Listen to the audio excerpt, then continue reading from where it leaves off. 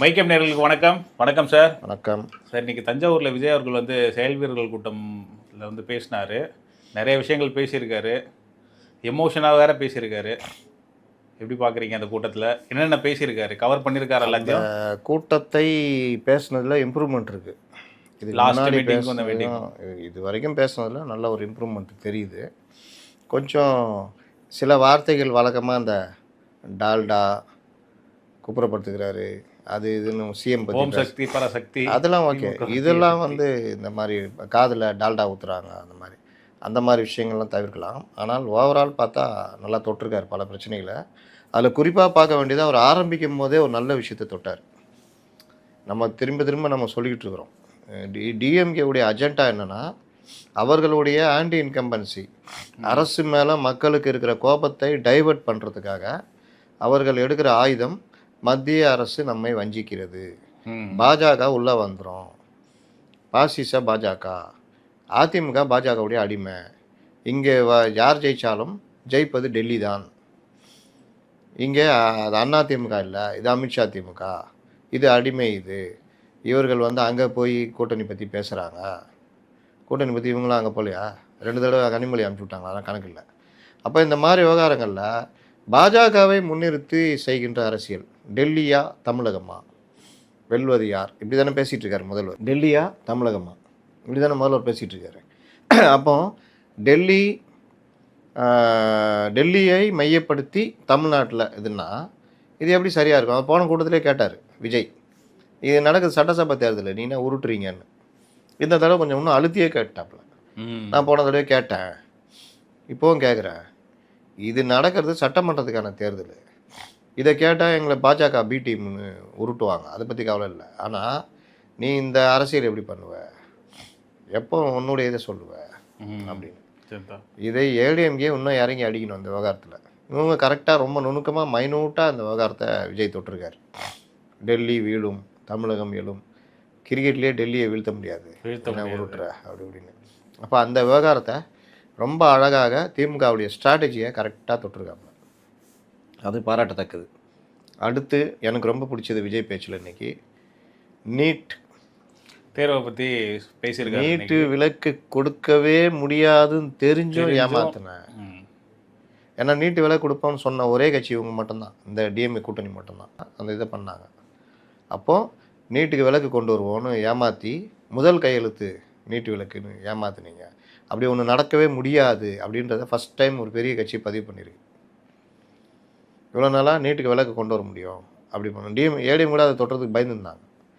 ஆனால் நீட்டு விலக்கை கொண்டு வர முடியாதியா, கொண்டு வர முடியாத ஒரு கோரிக்கையை வச்சு நீங்கள் ஏமாத்திருக்கீங்க. அது கன்கரண்ட் லிஸ்ட்டில் இருக்கிறதுனாலே சார். ஆமாம், ஏங்க நீங்கள் மத்திய அரசு சட்டம் இயற்றி 2 அவைகளிலும் அந்த சட்டம் நிறைவேற்றப்பட்டு அந்த சட்டம் போய் லிஸ்ட்டில் போய் உக்காந்துடுச்சு, ஜனாதிபதி ஒப்புதல் முடிஞ்சிடுச்சு. அப்போ அந்த சட்டத்துக்கு எதிராக நீங்கள் போய்ட்டு தமிழ்நாட்டுக்கு மட்டும் விலக்கு வேணும்னு இவங்கள போட்டு ஏடிஎம்கேவை படாத பாடுபடுத்தினாங்க. இவங்க நீங்கள் ஜெயலலிதா இருக்கும் போது நீட்டுக்கு எங்களுக்கு விலக்கு வேணும்னு கேட்டப்போ 2 வருஷம் கொடுத்தாங்க அந்த டைம் ரெடி ஆகிறதுக்காக. அதற்கு பிறகு சட்டம்லாம் ஆனால் பிறகு அதெல்லாம் கொடுக்க முடியாதுட்டாங்க, எல்லா மாநிலத்துக்கும் ஒன்றா உங்களுக்கும் அதே தான் அப்படின்ட்டாங்க. அதான் கரெக்டும் கூட. அப்போ இவர்கள் இங்கே உட்காந்துட்டு அடிமைகளே என்ன பண்ணுறீங்க, அதிமுக ஆட்சி அடிமைகள் ஆட்சி, இந்த ஒரு நீட்டில் கூட விலக்கு வாங்க முடியல, ஏதோ இவங்க அப்படி இருந்தால் அப்படி கத்த கட்டி கிழிச்சிடுற மாதிரி.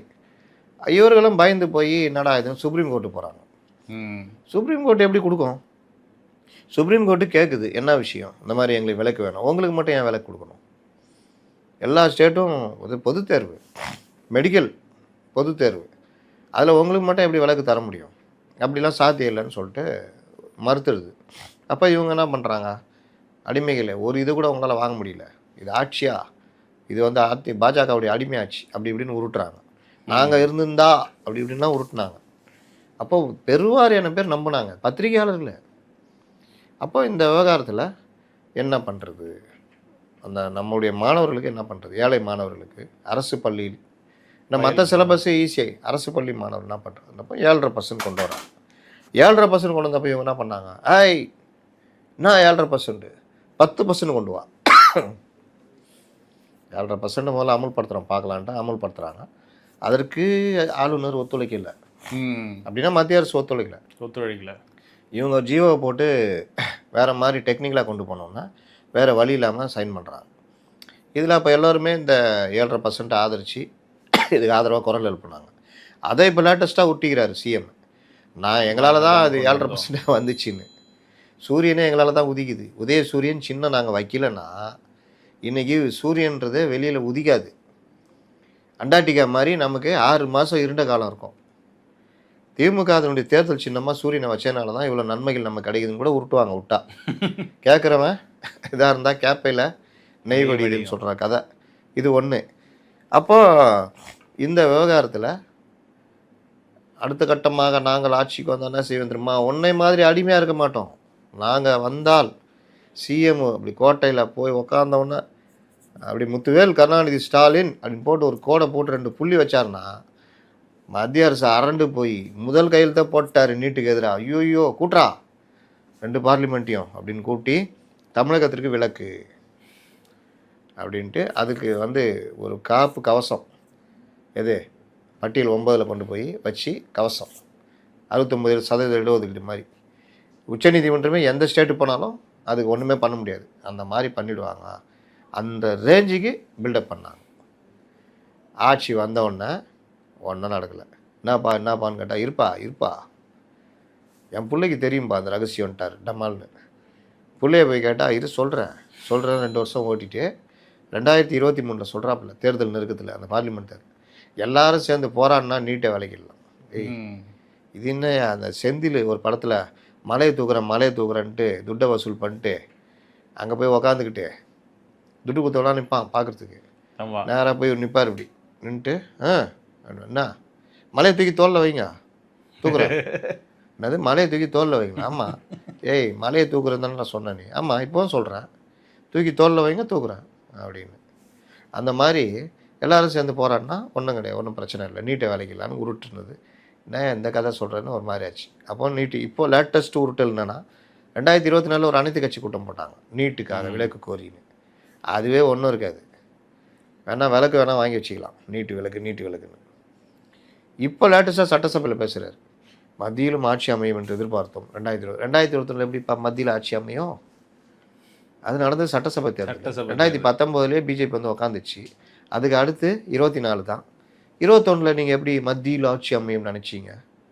ஆராசா மேடையில் பேசுகிற மாதிரி இங்கு மாற்றம் வந்து விட்டால் மத்தியிலும் மாற்றம் வந்துவிடும் அப்படின்னு உருட்டினார் ஒரு ஆராசா.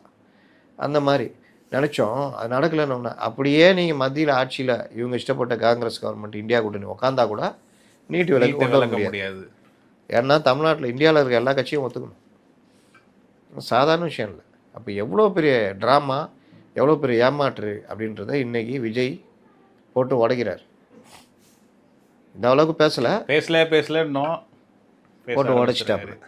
என்ன கேட்டால் கூடுதலாக நாங்கள் ஆட்சிக்கு வந்தால் நீட்டுக்கு விலக்குன்றது நாங்கள் சொல்லிலாம் ஏமாற்ற மாட்டோம்பா, அது நடக்காது, சட்டமாயிடுச்சு.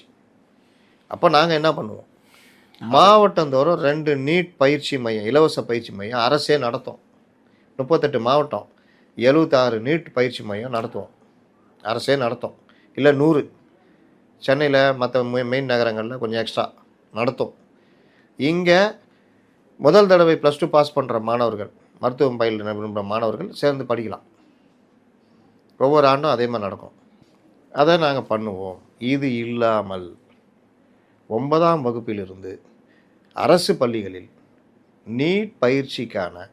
நீட்டுக்கான பாடத்திட்டங்களையே கொண்டு வருவோம். ஃபஸ்ட்டு குரூப்பில் சயின்ஸ் குரூப்பில் நீட்டுக்கான பாடத்திட்டங்களை அமல்படுத்துவோம். அப்போ 9ஆம் கிளாஸில் தான் அவன் ட்ரைனிங் எடுத்தால் +2 வரும்போது அந்த இதில் தேர்வு எழுதி அவன் அரசு தனியார் பள்ளிகள் இணையாக அவன் தயாராகும். இதுக்கப்புறம் +2 வந்தோடனே நீட் பயிற்சி மையத்தில் சேர்ந்தானா இன்னும் அவன் எழுதுவான். இதை நாங்கள் செய்வோம் அப்படின்ற கோரிக்கையை விஜய் வச்சார்னா உண்மையிலேயே நம்ம கரங்கூப்பி வரவேற்கலாம். ஏன்னா ரொம்ப மாடர்ன் திங்கிங் இது. நீட்டு வச்சு ஏமாத்துறியா அப்படின்னு ஏடிஎம்கே இந்த இதை பண்ணாங்கன்னா உண்மையிலேயே நல்லாயிருக்கும். நம்ம பார்த்துட்டு பண்ணுறதுக்கு வாய்ப்பு இருக்கா? யாருக்கு தெரியும்? ஏடிஎம்கிட்ட கோரிக்கை வச்சு மண்டை தான் காயுது. இது ஒன்று. 2வது அவர் சொன்ன ஒரு நல்ல விஷயம் சொல்லணும் அப்படின்னு நான் எதிர்பார்க்கறது, நாங்கள் மாற்றம் அல்ல தேவையேற்ப வருபவர்கள்னு சொன்னார் விக்கிரவாண்டி மாநாட்டில். இருமொழி கொள்கை அதில் போட்டு வெளுன்னு வெளுக்கணும். ஏன்னா இருமொழி கொள்கைன்றது இவர்களுடைய திமிர்த்தனத்துக்கு இங்கே அமல்படுத்திட்டு இருக்கிறாங்க. மத்திய அரசு இந்தியை புதிய கல்விக் கொள்கையில திணிக்குது. எப்போ 65ல் லால் பகதூர் சாஸ்திரி பிரதமராக இருக்கும் பொழுது புதிய கல்விக் கொள்கை அப்போ வருது. அதில் இந்தி 3வது மொழியாக இந்தியை கட்டாயமாக படிக்கணும் அப்படின்னு. அப்போ 3வது மொழியாக இந்தியை படிக்க விட மாட்டோம், நாங்கள் ஏற்றுக்கொள்ள மாட்டோம் கல்வி நிறுவனங்களில் அப்படின்னு. இதுக்கு முன்னாடியே இந்தி திணிப்பு சம்பந்தமாக நேரு ஒரு இது கொடுத்துருப்பார். இந்தி பேசாத மாநிலங்கள் இந்தியை ஏற்றுக்கொள்ளாத வரை ஆங்கிலம் தான் ஆட்சி மொழியாக இருக்கணும். அது தனி. தமிழ் ஆங்கிலம் ப்ளஸ் இது கல்விகளில் நிறுவனங்கள் இதில் இந்தி படிக்கணும் அப்படின்றது 3வது மொழி கட்டாயம்ன்றதை இந்தின்னு வச்சுருந்தாங்க. அப்போ பெரிய மொழி போர் எல்லாம் நடந்தது. ஓகே, இருமொழி தான் எங்கள் கொள்கை, கல்வி நிறுவனங்கள் அரசு சார்ந்ததுன்னு அறிவிச்சிட்டாரு. இதுக்கு பின்னாடியே எல்லாரும் ஓடிட்டாங்க. அதற்கு பிறகு இப்போது புதிய கல்விக் கொள்கையில் 3வது மொழியாக எனி ஆப்ஷனல் லாங்குவேஜ், ஹிந்தி படிக்கணும்னு அவசியம் இல்லை, எனி ஆப்ஷன் லாங்குவேஜ். நீங்கள் தெலுங்கு படிக்கலாம், மலையாளம் படிக்கலாம், எது வேணால் படிக்கலாம். இப்போ என்னென்னா மலையாளம் தாய்மொழியாக இருக்கிறவர் இங்கே இருக்காரு வச்சுக்கோங்க, அவர் இப்போ இங்கே வந்து இங்கிலீஷும் மலையாளம் தான் படிக்க முடியும், தமிழ் கற்றுக்க முடியாது. இப்போ இப்படி கொண்டு வந்தால் இங்கிலீஷ் தமிழ் கற்றுக்கணும், கூடுதலாக அவங்களுடைய மலையாளத்தையும் கற்றுக்கலாம். கர்நாடகாலாம் அப்படி இருக்குது. அப்போ இந்த மாதிரி மும்மொழி கொள்கை, அதாவது 3வது மொழி எனி ஆப்ஷன் லாங்குவேஜ், அரசு பள்ளி மாணவர்கள் 3வது ஒரு மொழியை கூடுதலாக கற்பதற்கான வழிவகை செய்யணும். இருமொழி கொள்கைன்ற பேரில் இந்தி திணிப்பை எதிர்க்கிறோன்ற பேரில் அரசு உதவி பெறும் பள்ளிகள் மட்டும் 2 மொழியினே போய்கிட்டு இருக்கிறாங்க. தனியார் பள்ளிகள் ஒரு 50% மேலே இருக்கிறவங்க 3 மொழி கற்றுக்கிட்டு இருக்கிறாங்க. முதல்வர்கள் கூட இன்னைக்கு வந்து இந்தி திணிப்பு அது தனி, அதுக்கு வர்றேன். இது அப்போ தனியார் பள்ளி நல்லா வசதி இருக்கிறவன், சிபிஎஸ்சி ஸ்கூலில் படிக்கிறவன், இன்டர்நேஷ்னல் ஸ்கூலில் படிக்கிறவன், மெட்ரிக்கில் படிக்கிறவங்களாம் 3 மொழி கற்றுக்கலாம். எங்கள் வீட்டு பிள்ளைங்க 2 மொழி தான் கற்றுக்கலாம். கேட்டால் இருமொழி கொள்கைன்ற. ஏன்பா இப்போ தான் புதிய கல்விக் கொள்கையில் 3வது மொழிக்கு எனி ஆப்ஷனல் தானே கொண்டு வந்துட்டாங்க. அப்படின்னா எனி ஆப்ஷன் இருந்தாலும் இவங்க ஹிந்தி படிச்சுட்டாங்கன்னா படித்தா உனக்கு என்ன, நான் என்ன மொழி படிக்கணும் நீ யார் தீர்மானிக்கிற? திணிப்பு எப்படி தவறோ படிக்கக்கூடாதுன்னு சொல்கிறதும் தவறு. கரெக்டா? என் மேலே நீ இந்தியை திணிக்கிறத நான் ஏற்றுக்க மாட்டேன், அரசும் ஏற்றுக்காது, அது தவறு. ஆனால் 3வது ஒரு மொழியாக நான் ஹிந்தி கற்றுக்கணும்னு நினைக்கிறேன், அதில் என்ன தப்பு இருக்குது? அதை தடுப்பதற்கு நீங்கள் யார்? அடிப்படை இந்திய அரசியலமைப்பு சட்டம் சொல்கிற ஆர்டிகல் 21/1 கொடுக்குற அடிப்படை உரிமையிலே அவங்க கை வைக்கிறாங்க. நம்முடைய அரசு பள்ளி மாணவர்கள், ஏழை மாணவர்கள் 3வது ஒரு மொழியை கூடுதலாக கற்றுக்கலாம். இப்போது இந்தியை நான் விரும்பி கற்றுக்கிறேன், என் பிள்ளைக்கு ஹிந்தி வேணும், நான் கற்றுக்குறேன். அப்போ அவர் வந்து மொழியை ஒரு அறிமுகமாகும். அவர் ஸ்கூல் லைஃப்பில் பெருசாக ஹிந்திலாம் பேச மாட்டார். அவர் நாளைக்கு ஒரு ஜாப் விஷயமா டெல்லியோ தமிழ்நாட்டை எங்கே தாண்டினாலும் அவருக்கு அந்த ஹிந்தி மொழி பயன்படும். ஏன்னா நீங்கள் தமிழ்நாட்டை தாண்டினீங்கன்னா கேரளாவில் ஹிந்தி இருக்குது நல்லா, ஹைதராபாத் போனீங்கன்னா ஹிந்தி தான், ஹிந்தி இங்கிலீஷு அவன் மொழி.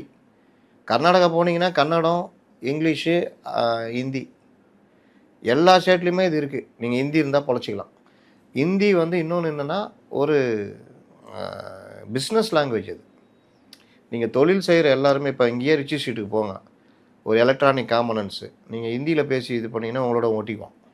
நீங்கள் அதை ஒரு பிஸ்னஸ் பண்ண போகிறீங்க அப்படின்னா நீ தமிழ் தெரிஞ்சு ஒருத்தனோட பிஸ்னஸ் பண்ணுறதுக்கும் ஹிந்தி தெரிஞ்சு பண்ணுறதுக்கும் வித்தியாசம் இருக்குது.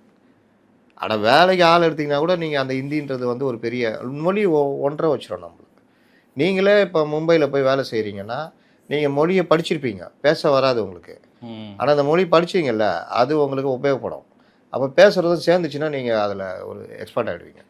ஒரு மனுஷன் எத்தனை மொழி வேணால் கற்றுக்கலாம் வாழ்க்கையிலன்னு இருக்குது. ஆனால் இங்கே வலுக்கட்டாயமாக 2, 3, 4 தலைமுறையை காலி பண்ணிட்டாங்க.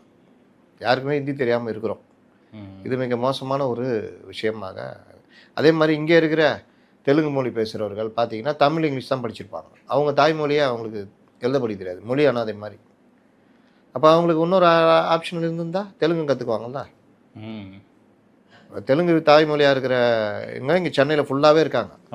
அவங்க போய் இப்போ 3 லாங்குவேஜ் ஸ்கூல் இருக்குது வச்சுக்கிங்க, தமிழ் இங்கிலீஷு தாய்மொழி, இது ஆப்ஷனல் லாங்குவேஜாக அவங்க தமிழ் கற்றுக்கலாம், தாய்மொழி தெலுங்கு கற்றுக்கணும், ஆங்கிலம் கற்றுக்கணும், ஆப்ஷனல் லாங்குவேஜ் தமிழ் கற்றுக்கலாம். அப்போ 3 மொழி அவங்களுக்கு.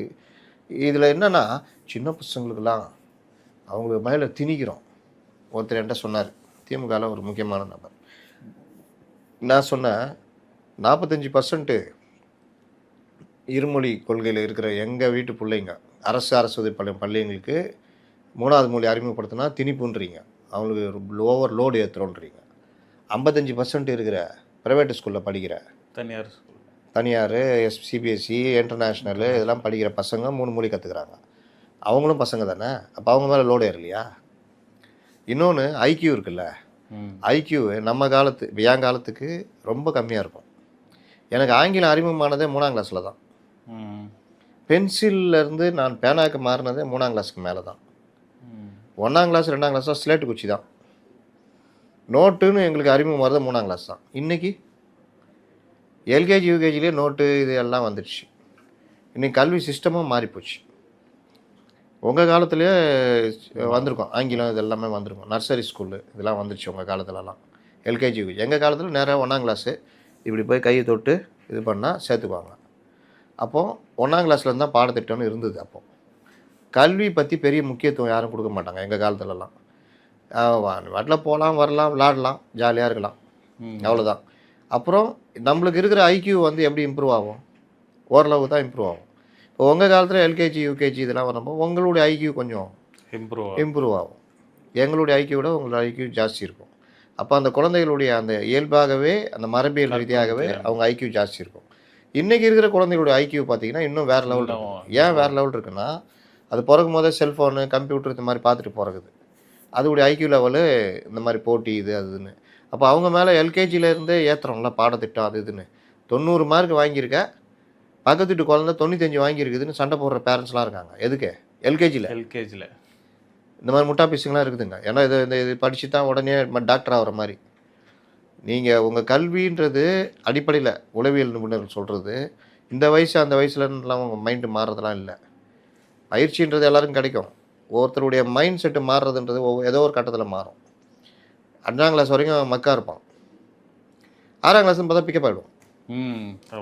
சில பேர் கீழே இருந்தே நல்லா படிச்சுட்டு வருவான், ஒரு கட்டத்தில் அவன் ஸ்டாப் ஆவான்.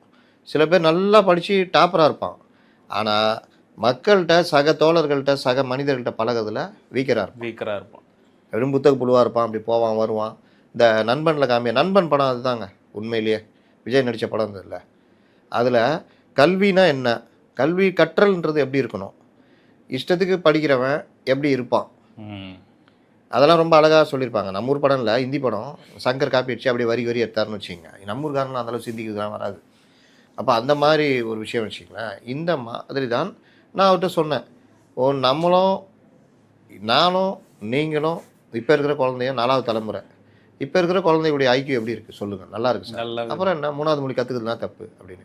அப்போ விஜய் போன்ற இந்த மாதிரி வர்றவர்கள் இருமொழி கொள்கையிலே இறங்கி அடித்தாங்கன்னா இவங்க உருட்டுலாம் காலி ஆகிடும். இப்போ இருக்கிற தலைமுறையை ஏற்றுக்கும். உருட்டுனியா அவ்வளோ நாள் நீ, அதனால தான் எங்கள் அப்பாலாம் 3வது மொழி கற்றுக்க முடியாமல் போச்சான்னு இது வரும். இல்லை ஹிந்தி திணிச்சேன்.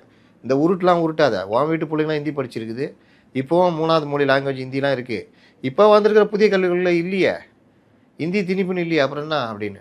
இதை மறைக்கிறதுக்கு தான் இப்போ நீங்கள் சொன்னீங்களே முதல்வர், ஹிந்தியில் வந்து எவ்வளோதான் நாங்கள் பொறுத்து கொள்வது. அப்போ கேலோ இந்தியான்னு நடத்துனீங்களா? ஏன் நடத்துனீங்க? சரி, நம்ம சென்னை நாங்கள் அங்கே போடுறீங்களே, நம்ம சென்னை இங்கிலீஷில் அதெல்லாம் இந்த மிக்ஸ் ஆகுது. அதெல்லாம் அது தங்கிலீஷ். தமிழில் வந்து அரசாணைகள் எல்லாம் தமிழில் வருதா? பக்கத்தில் இருக்கிற கர்நாடகா கேரளாவில் கூட தமிழில் இருக்குது. ஒரு அரசாணை போட்டால் நம்மளால் படிக்க முடியுமா? ஒரு டெண்டர் நோட்டீஸ் தமிழில் இருக்கா?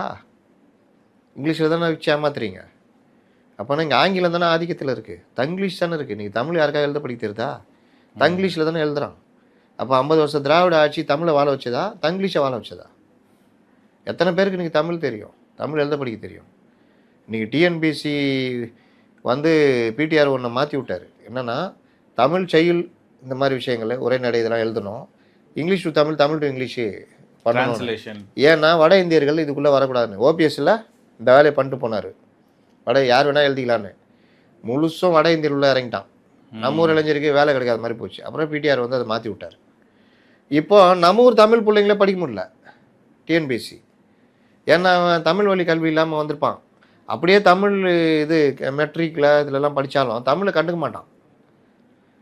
20-30 மார்க் பார்டரில் பாஸ் ஆகுறது, ஐ டோன்ட் நோ தமிழ் அப்படின்னு விட்டுறது. இதெல்லாம் லாஸ்ட்டில் எங்கே வந்து இடிக்குதுன்னா டிஎன்பிஎஸ்சி குரூப் 1 வந்து இடிக்குது.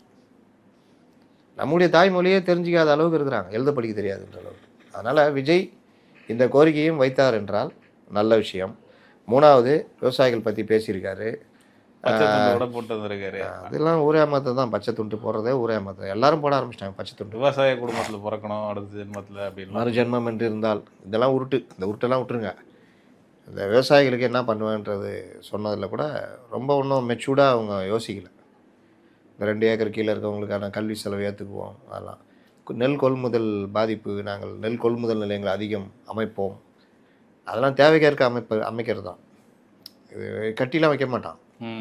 ஒரு ஒரு இப்போ தஞ்சை அந்த டெல்டாவில் ஒரு 3000 நெல் கொள்முதல் நிலையங்கள் இருக்க வச்சுக்கிங்க. அந்த வருஷம் போகம் ஜாஸ்தி விளைஞ்சிச்சின்னா கூட 2000 நெல் கொள்முதல் நிலையம் வச்சு ஸ்பீடாக ரெக்கவர் பண்ணுவாங்க. இங்கே போன கவர்மெண்ட்டுக்கு என்ன பிரச்சனைனா, இந்த இதுக்கு போன வருஷம் இருக்கிறதையும் குறைச்சிட்டானுங்க. அப்போ நெல் மூட்டை தேங்குது. அப்போ அவன் என்ன பண்ணுவான், மூட்டை கட்டுறதுக்கே மூட்டை இல்லை, சாக்கு இல்லை. 2வது ரோட்டில் போட்டு தார்பாய் போட்டு மூடி வச்சுருக்கான். மழை பெய்ய ஆரம்பிச்சு எல்லாம் முளைக்க ஆரம்பிச்சு. இதில் முதல்ல நெல் போய் மூட்டையாகி அது போகணும். 2வது மூட்டை ஆகிறதுக்கான நெல்லை ரோட்டில் கட்டி கிடக்குது, 2வது செக்ஷனு.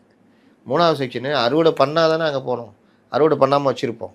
இது கொஞ்சம் நகர்ந்தோன்னா பண்ணுவோன்னு வச்சு இந்த செக்ஷனும் மழை நீரில் மூழ்கி ஒன்றும் இல்லாமல் போச்சு. அப்போ அதெல்லாம் தூக்கி காமிச்சாங்களே எடப்பாடி பழனிசாமி அந்த அம்மா, இதை திமுக சொன்னாங்களே, அவர்களுக்கு நிலைமை இல்லை. ஏண்டா ஏரியாவே நெல்லில் மூழ்கி 2 லட்சம் ஏக்கர் மூழ்கி போயிருக்குன்னா அதில் ஒரு அம்மா கொண்டு வந்து காமிக்குதுன்னா அந்த அம்மாவை தூக்கின்னு அந்த அம்மாவுக்கு இடம் இருக்குதா, நிலம் இருக்குதான்னு கேட்குறீங்க. 2 லட்சம் ஏக்கர் மூழ்கி இருக்கக்கூடிய ஒரு சின்ன பாட்டு தானே அவங்க. யாராக போய் பார்த்தீங்களா? இவரை கூப்பிட்டு போனாங்க. உடனே அவர் போனோன்னே இவர் இங்கேருந்து சின்ன ஒரு காலையில் எழுப்பி அமுச்சு விட்டாங்க. அவர் போயிட்டு அந்த கொள்முதல் நிலையத்தில் நின்று கொடுத்த பேப்பரை படிச்சுட்டு திரும்பி வந்துட்டார். விவசாயம் அந்த நிலம்லாம் பார்க்கல. இவர் இப்போ இன்றைக்கி பேசுகிறாரு கொள்முதல் நிலையங்கள்னு. ஒரு மாவட்ட செயலர் கூட அனுப்பலை, ஒரு அறிக்கை கூட விடல. அறிக்கை எப்படி தெரியுமா, எங்கேயோ யாரையோ என்னவோ அப்படின்னு, நெல் கொள்முதல் விவசாயிகள் பாதிக்கப்பட்டிருக்கிறார்கள், அரசு இது செய்ய வேண்டும் அப்படின்னு. நீங்கள் அன்புமணி ராமதாஸ்லாம் பார்த்தீங்கன்னா நுனி வேரடி மண்ணோடு சேர்ந்து தோண்டி எடுத்து பிரச்சனைகளை அடுக்குவாப்பில். ஏன் இது அடுக்கிறது? பெருவாரின ஜனங்கள்கிட்ட போகும். தஞ்சையில் விவசாயம் எப்படி பாதிக்கப்பட்டிருக்கிறான், நெல் கொள்முதல் நிலையங்களை இவ்வளோ வச்சிருக்கணும், இவ்வளோ நீ திறக்கலை, அப்போ இவ்வளோ நெல் வீணாக போச்சு, பாதி நிலத்தில் போச்சு, மீதி ரோட்டில் போச்சு, மீதி மூட்டையை கொள்முதல் பண்ண மூட்டையை லாரியில் அப்படியே வச்சுட்டு அதையும் அந்த இதுக்கு நிலையங்களுக்கு அனுப்பலை, அது போச்சு. அப்போ இப்படியெல்லாம் வீணாக போதே விவசாயிகள் உழைப்பு, நமக்கு வர வேண்டிய நெற்கதிர்கள். அப்போ இந்த மாதிரி விஷயங்கள் எவ்வளோ டீப்பாக அவர் எழுதினார். இவர் எடப்பாடி பழனிசாமி பேசினார். இவங்க எலைட்டில் மேலோட்டமாக அப்படி அட்லீஸ்ட் மாவட்ட செயலாளர் கூட அனுப்பலை. இன்றைக்கி பேசுகிறாரு. இவர்களுக்கு என்ன பிரச்சனைனா, பிரச்சனை என்னன்னு புரியறதுக்கே ஒரு பிரச்சனை இவங்களுக்கு. இப்போ கால் டாக்ஸி ஓட்டிக்கிட்டு இருக்கிறாங்க, அவங்களுக்கு என்ன பிரச்சனை நமக்கு தெரியுமா? தெரியாது. ஆனால் அவங்களுக்காக நான் ஒரு அறிக்கை விடணுன்னா அந்த சங்கத்தாலோ இல்லாட்டி அந்த டிரைவர் ஒரு 10 டிரைவரை கூப்பிட்டு வச்சு நான் பேசினேன்னா அவன் புட்டு வச்சுருவான். சார் இந்த மாதிரி பிரச்சனை சார், 30%ன்றானுங்க சார், அது எல்லாருக்கும் போட மாட்டேங்கிறான் சார், 8 இதுதான் கால் தான் சார் கொடுக்குறான், அதோடு நிறுத்திக்கிறான் சார், இப்படி பல இது சொல்லுவாங்க. சார் இது ஆர்டிஓட்ட போனால் இவ்வளோ பிரச்சனை இருக்குது சார், இன்சூரன்ஸே வருஷத்துக்கு 10,000 ரூபா 15,000 ரூபா கட்டுறோம் சார், எஃப்சியில் இப்படி. அப்போ அதெல்லாம் வச்சு பிரச்சனையை பேச முடியும். எதுவுமே தெரியாமல் நீ ரூமில் உட்காந்துட்டு எழுதுனா கால் டாக்ஸி ஓட்டுநர்களுக்கு அநேக பிரச்சனைகள் இருக்கிறது. பல்வேறு கோரிக்கைகளை வலியுறுத்தி உருட்டுவானுங்க தெரியுமா நம்ம பத்திரிகையாளர்கள். பல்வேறு கோரிக்கைகளை வலியுறுத்தி இந்த போராட்டம் நடந்து வருகிறதுன்னு. ஏன்னா இவன் அங்கே போய் பேசியே இருக்க மாட்டான். அப்போ என்ன சொல்கிறது, பல்வேறு கோரிக்கைகளை வலியுறுத்தி இந்த போராட்டம் ஆனது நடந்து வருகிறது. அந்த போராட்டம் என்பது 80 90 100 நீங்கள் என்ன டிவி சேனலில் வச்சு பாருங்கள். போராட்டம் என்பது ஒரு மோசமான ஒரு நிலையை ஆனதாக எட்டியுள்ளது ஆனது அப்படின்வோம். இன்னும் சில பேர் ஆன்னு இழுத்துக்கிட்டு இருப்பான். அது கேட்கறதுக்கு நம்ம கவனம் அந்த செய்தியில் போகாது. இவன் எழுக்கிறான்ல அதில் டார்ச்சர் ஆகிடுவோம். அதனால் இந்த மாதிரி நுனிப்புல் மேயிற கோரிக்கைகளை வைக்காமல் கொஞ்சம் டீப்பாகவும் வருங்காலங்களில் இது ஒன் ஸ்டெப் ஃபார்வர்ட், நல்ல விஷயம், பாராட்டலாம். அடுத்தது போனான்னா நல்லாயிருக்கும். சரி சார், நேற்று ஒரு தகவல் சொன்னீங்க, தாவேகா இந்திய கூட்டணி போகிறதுக்கு வாய்ப்பு இருக்குது அப்படின்னு சொல்லிட்டு பேச்சுவார்த்தை நடக்குதா? இன்றைக்கி போகிற போக்கில் 2 பேரும் எங்களை பார்த்து பயப்படுகிறார்கள் அப்படின்னு திமுக சேர்த்து ஒரு அடி அடிச்சிருக்காரு. நான் நேற்று இன்னொரு விஷயம் சொன்னேன், இதை என்டிஏ யோசிப்பாங்க, இவர்கள் ஒத்து வரணும். ம். இவர்கள் அதில் முடிவு பண்ணால் இவர்களுக்கு இப்படி இப்படிலாம் நல்லது நடக்கும். ஆனால் டேபை தூக்கின்னு வந்து Windy.com மாதிரி இன்றைக்கி 40% 44% காட்டுவாங்க. இவர் இதில் தான் மயங்கிட்டு கிடக்கிறாரு. அது இல்லாமல் திமுக ஸ்லீப்பர் செல்கள் போகக்கூடாது. அதெல்லாம் மீறி அவர் வந்தாருன்னா அவருக்கு லாபம்னு. அதுதான் உண்மை. திமுக ஸ்லீப்பர் செல்லில் மீறி அவர் வரணும். சார் அதுதான் இன்றைக்கி ஏதாவது தகவல் கிடைச்சதா? ஒன்றும் கிடையாது. இன்னைக்கு கூடுதலாக திமுக அதிமுக எங்களை பார்த்து பயப்படுகிறாருன்னு போட்டார். பெருசாக இந்த சைடில் அட்டாக் பண்ணல. கரெக்டாக யார் அடிக்கணுமோ அடித்தார், அடித்து பண்ணார். அதனால் ஒரு பெரிய மாற்றங்கள்லாம் இல்லை. அவர்களுக்குள்ளே இருக்கிற அந்த சிக்கல் இப்போவும் இருக்குது. வேட்பாளர் தேர்வு, வேட்பாளர்கள் பிரச்சாரம், தலைவர்கள் பிரச்சாரம், இது எல்லாம் அடுத்த மாதத்தில் பெரிய நெருக்கடியாக அவர்களுக்கு மாறும். அது உறுதி. சரி, சிதம்பரம் அவர்கள் வந்து முதலமைச்சர் அவர்களை வந்து சந்திச்சாங்க. திமுக காங்கிரஸ் இடையே கூட்டணி பேச்சுவார்த்தை போயிட்டு இருந்தது. இது எப்படி போச்சு? பேச்சுவார்த்தைலாம் கன்ஃபார்ம் ஆயிடுச்சா? தொகுதியெல்லாம் எவ்வளோன்ட்டு? ஆமாம், அது என்ன 3 தொகுதி தானே. அதில் 28+1. நான் தான் சொன்னல, 28லேருந்து 31 ஏதாவது ஒரு எண்ணிக்கையில் நிப்பாட்டுவாங்க. 28+1 2 ராஜ்யசபான்னு சொன்னேன். எல்லாம் 1ன்னு உருட்டுனாங்க. இப்போ இன்னைக்கு 2ன்னு. அதாவது 1 இப்போ 1 2028. அது நம்ம பாசி. இது அதனால தான் நேற்று அவங்க 2 பேர் தான் உளுந்து இந்த கூட்டணிக்காக பாடுபட்டது. செல்வ பெருந்தகை அவர். இதில் செல்வ பெருந்தகை நேற்று அவர் பொண்ணு நிச்சயதார்த்தம். அதில் முதல்வர் வந்து எங்கேயும் சாப்பிட மாட்டார். இவர் கூப்பிட்டோன்னா சந்தோஷம் அவருக்கு. வராது வந்த கூட்டணியை கஷ்டப்பட்டு உருவாக்குனதில் செல்வ பெருந்தகையுடைய பங்கு அவருக்கு தெரியும்ல. அதனால் உன் வீட்டுக்கு இதுப்பா, நான் வரேன்பான்னு போய் உக்காந்தார் சாப்பிட. கூட்டணி கட்சி தலைவர்லாம் வந்து உக்காந்துட்டாங்க. உடனே நம்மால் உருட்டுறான் சேனலில், கூட்டணி பேச்சுவார்த்தை, சாப்பாட்டு மேஜையில் கூட்டணி பேச்சுவார்த்தை. ஏன்னா அங்கே போயா பேசுவாங்க? கல்யாணத்துக்கு எது அதில் சிஎம்க்கு எவ்வளோ தொகுதி யாருக்கு என்னென்னதா தெரியுமா? அது தனி டீமு.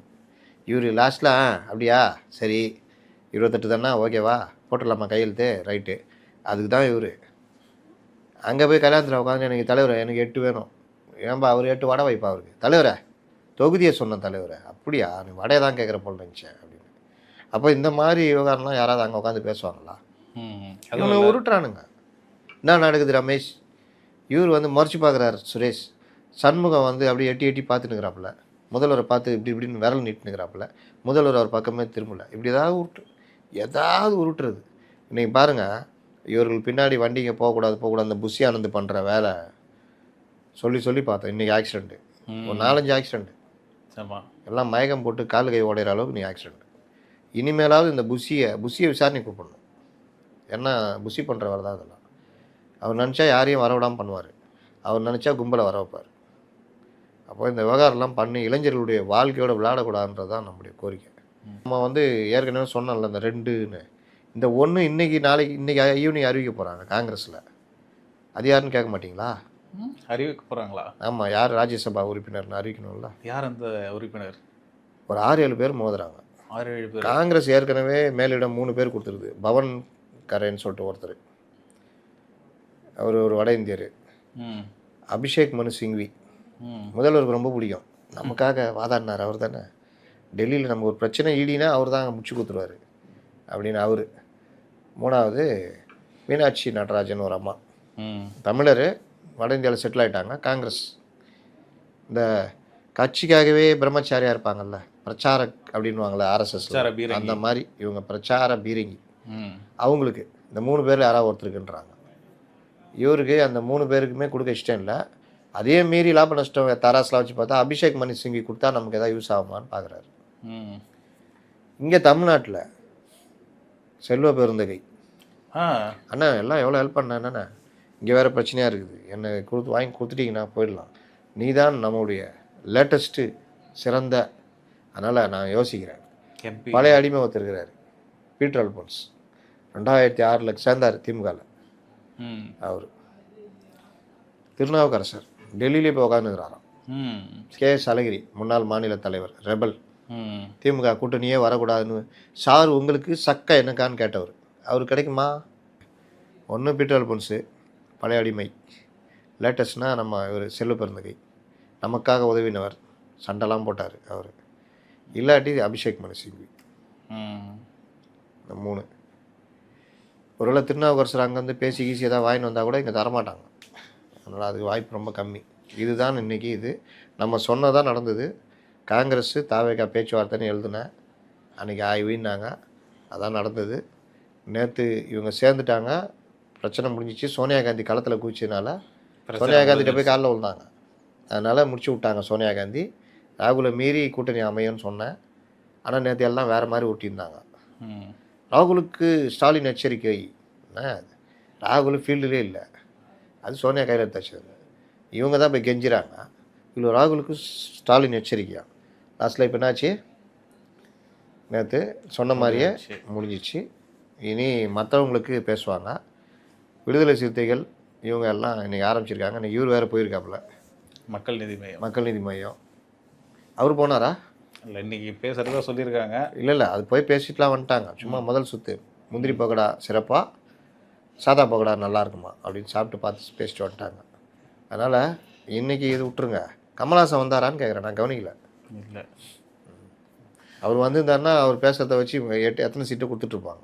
ரொம்ப நாளாக சைலண்ட் மோடில் இருந்த மாணிக்கம் தாகூர் வந்து ஒரு ட்வீட் போட்டிருக்காரு. கட்சி தலைமை என்ன சொல்லுதோ அதை ஃபாலோ பண்ணுங்கள், ஒழுக்கத்தோடு ஃபாலோ பண்ணுங்கள் அப்படின்னு சொல்லியிருக்காரு.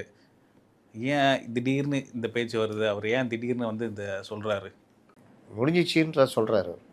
முடிஞ்சிச்சு, நம்ம விருப்பம் வேறு, முடிஞ்சது வேறு, கட்சி விருப்பம் தான் முக்கியம், ரைட் போ அப்படின்னு போட்டிருக்காரு. ஈரான் யூஎஸ் வாரை பற்றி நம்ம நேற்று பேசியிருந்தோம். தொடர்ச்சியாக வாரம் போயிட்டுருக்கு. இன்றைக்கான அப்டேட் என்ன, எப்படி போயிட்டுருக்கு, எப்போ இந்த வார் முடியும், என்ன மாதிரி ஒரு மோசமான நிலையை நோக்கி போய்கிட்டு இருக்குதுங்க. பீஸ் டாக்கு வரதுக்கு ரெடியாக இருக்காங்க அப்படின்னு கூட ஒரு தகவல் வந்துச்சு. ஈரான் அடித்த அடியில் அவங்க வர்றாங்க பீஸ் டாக்கு, அமெரிக்காவும் இஸ்ரேலும். இவங்க தயாராக இல்லை.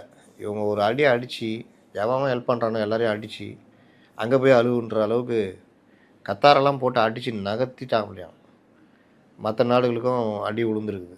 அதனால் இப்போ எல்லாருமே கண்ணாடி வீட்டுக்குள்ளே உட்காந்துருக்க மாதிரி. இப்போ நீங்கள் 2 பேர் சண்டையில் நாங்கள் என்னடா பண்ணோம் அப்படின்ற மாதிரி அந்த கோபம் அமெரிக்கா மேலே இஸ்ரேல் மேலேயும் திரும்பணும்ல. இது இல்லாமல் பிரிட்டனு, ஃப்ரான்ஸ் இன்றைக்கி வேறு மாதிரி அறிவிச்சிட்டாங்க. இந்த இதுக்கு முற்றிலும் மாறுபட்ட இது மாதிரி அறிவிச்சிருக்காப்புல. சைனா அவங்க வேறு மாதிரி அறிவிச்சிருக்காங்க. நீங்கள் எப்படின்னா சண்டை போட்டுங்க, எங்களுக்கு வர்றது வரணும் அப்படின்ற மாதிரி, இல்லாட்டி நாங்கள் குதிப்போம் அப்படின்னு. அதனால் இந்த நிலைமை அப்படியே மாறிக்கிட்டு போகுது. இப்படி ஒரு பக்கம் போகுது, அப்படி ஒரு பக்கம் போகுது. இப்போ ஆரம்பித்து வச்ச புஷ்ஷுக்கு இப்போ பிரச்சனை, இது எப்படி முடிக்கிறதுன்னு. கமலா ஹாரிஸே அங்கே ஆரம்பிச்சிட்டாங்க. ஆமாம், யாரை கேட்டு நீ போர் பண்ணுற, பண்ணுற, நீ பார்லிமெண்ட்டை கூட்டி. ஏன்னா இதோட நஷ்டத்தை யார் அனுபவிக்க போகிறா? அமெரிக்க மக்கள். உயிர் பலி அமெரிக்க மக்கள். நாளைக்கு வரி போட்டு பணம் வசூல் பண்ணனா அமெரிக்க மக்கள், அவங்க தலையில் தான் விடியும். அதனால் யாரை கேட்டு பண்ணன்ற எதிர்ப்பு குரல் கிளம்ப ஆரம்பிச்சிச்சு. இது பார்லிமெண்ட்டில், அவங்களுடைய செனட்டில், மற்ற இதில் தான் ஆகும். இஸ்ரேல் இப்போ மாட்டிட்டு முடிக்குது. எனக்கு கிடைச்ச தகவல், இது ஈரான் வந்து சாதாரண அந்த ட்ரோனு மிசைல் மட்டும் அமுச்சிட்டு இருக்கிறாங்க. இஸ்ரேல் அதை தடுக்கிறேன்னு சொல்லிட்டு அவங்களுடைய நம்பர் 1 சக்தி வாய்ந்த செலவு அதிகம் உள்ள இதெல்லாம் யூஸ் பண்ணுறாங்க. இதெல்லாம் முடிச்சுட்டு தான் அவனுடைய ஃபகத்து சூப்பர் சோனிக் ஹைப்பர் சோனிக் அதை அனுப்பிச்சி விட போகிறான். இன்னும் என்ன கதியாக போதோ இஸ்ரேல்ன்ற இது. அப்போ பல யூஏலாம் இஸ்ரேலை, எப்பா நீ கிளம்புடா, ஒன்றை வச்சுட்டு எங்களை போட்டு அடிக்கிறான், நீ கொஞ்ச நாள் ஒதுங்கிடு அப்படின்றதெல்லாம் போகுது. இதில் பொதுவாக பார்த்தோன்னா வளைகுடாவில் லட்சக்கணக்கான தமிழர்கள், இந்தியர்கள், தொழிலாளிகள் சிக்கியிருக்காங்க. அவங்க உயிருக்கு பாதுகாப்புன்றது ஒரு பெரிய அச்சுறுத்தலாக இருக்குது. ரெண்டாவது, இப்போ இவங்கெல்லாம் உயிர் பயணத்துக்காக இப்போ அங்கேருந்து எல்லாமே இங்கே நாடு திரும்புகிறாங்கன்னா அந்நிய செலவாணி வரவுல பெரிய பிரச்சனை வரும். நமக்கு பெரிய அளவில் அந்நிய செலவாணியோட மதிப்பு வந்து குறைஞ்சிடுச்சு அப்படின்னு பார்த்தோம். 92 ரூபா ஆயிடுச்சு. 92 ரூபா ஆயிடுச்சு. 90 ரூபா இருந்தது, 92 ரூபா ஆயிடுச்சு. இது மறுபடியும் 90 வர்றதுலாம் ரொம்ப பெரிய கஷ்டம். அப்போ அதே மாதிரி இப்போ கச்சா எண்ணெயெல்லாம் டிமாண்ட் வந்தால் ஏற ஆரம்பிக்கும். நம்ம ரஷ்யாட்ட பேசிகிட்டு இருக்கிறோம், ரஷ்யா மூலிமா கொண்டு வரோன்னு வச்சுக்கோங்க. ஆனால் இது எல்பிஜி வீட்டு உபயோகத்துக்கான அந்த கேஸ், அந்த பற்றாக்குறை வர்றதுக்கு வாய்ப்பு இருக்குது அப்படின்றாங்க. ஏன்னா 1 மாதம் தான் இருப்பு இருக்குது, அதெல்லாம் குயிக்காக இதாகிடும். அப்போ அதில் விலை ஏறுதோ இல்லாட்டி பற்றாக்குறை வந்துச்சுன்னா அதுக்கு நேரடியாக இந்திய குடும்பங்களை பாதிக்கும். அப்போ இந்த மாதிரி ஒவ்வொரு நாட்டுக்குமே பிரச்சனை. நம்மள்ட்ட எங்கள் நாமக்கல்லேருந்து போனால் முட்டை 1 கோடி முட்டை கப்பலில் அப்படியே கிடக்குது, அப்படியே தேங்கி கிடக்கு. 38 ஒரு நாளைக்கு 50 லட்சம் முட்டை இங்கேருந்து ஏற்றுமதி ஆகுதான். எவ்வளோ அந்நிய செலவாணி அடி, நமக்கு நஷ்டம். முட்டை விலை வீழ்ச்சி ஆச்சுன்னா அவங்க என்ன ஆவாங்க? இந்த மாதிரி காய்கறி நம்மளுடைய ஏற்றுமதி பெரிய அளவுக்கு பாதிப்பு. இது மாதிரி பல நாடுகளுக்கு பாதிப்பு. அப்போ இந்த விவகாரங்கள் எல்லாமே சீக்கிரமாக போர் நிறைவுக்கு வந்தால் தான் இதாகும். இதில் ஒரு அன்பர் போட்டிருக்காரு, நீங்கள் வந்து இஸ்லாமிய நாடுன்னு சொல்கிறீங்க, ஈராக்கை வந்து ஈரானை வந்து நீங்கள் ஷியா முஸ்லீம் பெருவாரியான இருக்கிற நாடுன்னு சொல்கிறீங்க. கிடையாது, அது சன்னி முஸ்லீம் வசிக்கிற நாடு. அவர் கீழே வந்து பதில் சொல்லியிருக்காரு. இருந்தாலும் வாசகர்களாக சொல்கிறேன், ஈரான் 95% மக்கள் ஷியா முஸ்லீம். முஸ்லீம். அவர்கள் அரேபியர்கள் கூட கிடையாது, பெர்சியன்ஸ், பாரசீகர்கள். ஈராக்கில் 65% ஷியா முஸ்லீமு, 32% சன்னி முஸ்லீமு. அவர்கள் அரேபியர்கள் ஈராக்கில். கொஞ்சம் இவர்களும் இருக்காங்க, பெர்சியன்ஸு, அப்புறம் துர்க்மேனியர்கள் எல்லாம் அந்த பார்டர் வரும். துர்க்மேனியர்கள் இந்த மாதிரி மக்கள் இருக்கிறாங்க. அதனால் இன்னொன்று, நான் நேற்று ஒரு இது தப்பாக புரிஞ்சுக்கிட்டேன்.